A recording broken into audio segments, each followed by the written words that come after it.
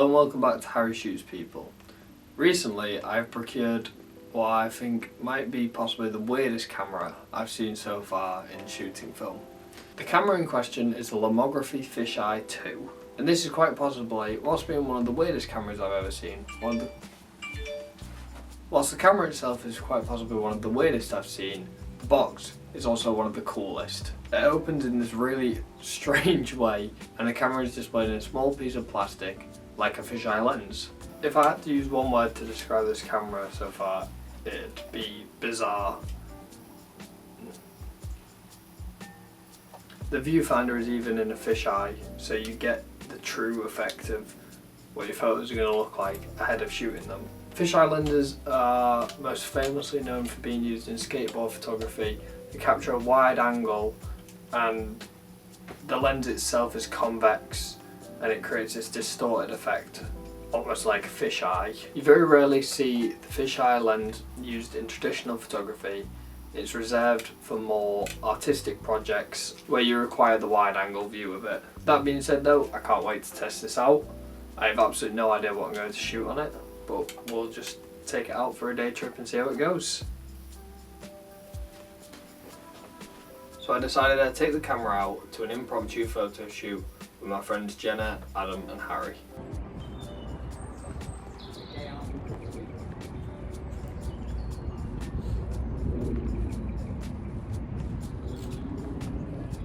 At this point it was about midday and we were just taking pictures in the park.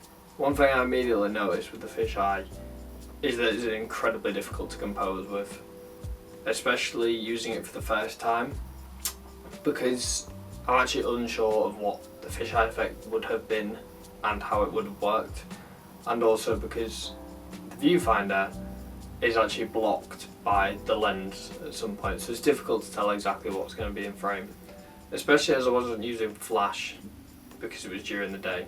But here are a couple of photos from when we were out in the park, and I think they turned out quite good.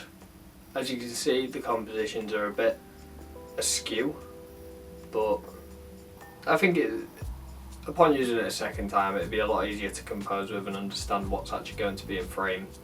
Later on that day, we went to see my friend Max DJing at an event, and I decided I'd already taken the camera out during the day, so it's only fair to take it out during the night and see how it performs.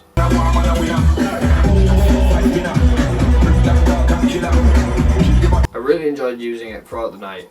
Doing portraiture on it is fun, and I noticed very quickly that people were very intrigued to have their picture taken or to look at the camera, because it is quite a strange looking camera, and I think it got a lot of people's attention and it was quite fun to photograph with.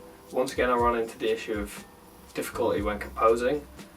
Whenever I took photos, I always tried to be very close to the subject. There's one instance where a stranger asked if we wanted a group picture, and they took it as you would normally take a picture, but obviously given the circumstances of a fisheye lens, it meant that we were very small in the frame. So maybe don't lend the camera out to strangers. Overall, I really enjoyed using the camera. I think it was fun and it felt somewhat of a gimmick, not in a negative way, but it was just fun to use and fun to experiment with.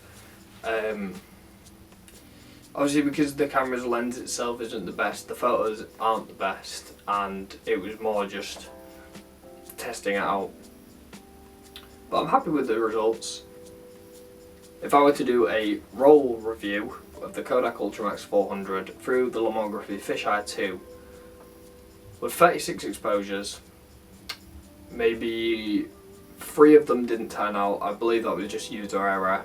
A couple of them I was disappointed with, however the vast majority came out quite well, and a handful I'm actually quite happy with. From that roll, in 5th place is this photo of Ed, 4th place is this photo of Adam, 3rd place with a bronze medal is this photo that Harry took from behind the crowd. I really enjoyed the canted angle on this. 2nd place with silver is this photo of Harry and Adam blowing dandelions into the camera. I feel like I could have taken this seconds later and got a better picture, but I'm happy with the one that's come out. And in 1st place has to be this picture of Max. I just really enjoy it and I think it utilises the fisheye lens well. Maybe comment down below which was your favourite photo. So in conclusion, would I recommend the Lomography Fisheye 2? Yes. I think it's thoroughly an enjoyable camera to use. I haven't quite mastered it, but I'm looking forward to using it in the future. I'm looking forward to reserving it for, like I mentioned, more fun projects, and maybe just leaving a roll in for months at a time and taking a funny picture on a shoot every now and then and seeing what comes out at the end of it. I have quite a pale complexion, and for some reason I seem to be the only person during photos that night that got absolutely whitewashed by the flash.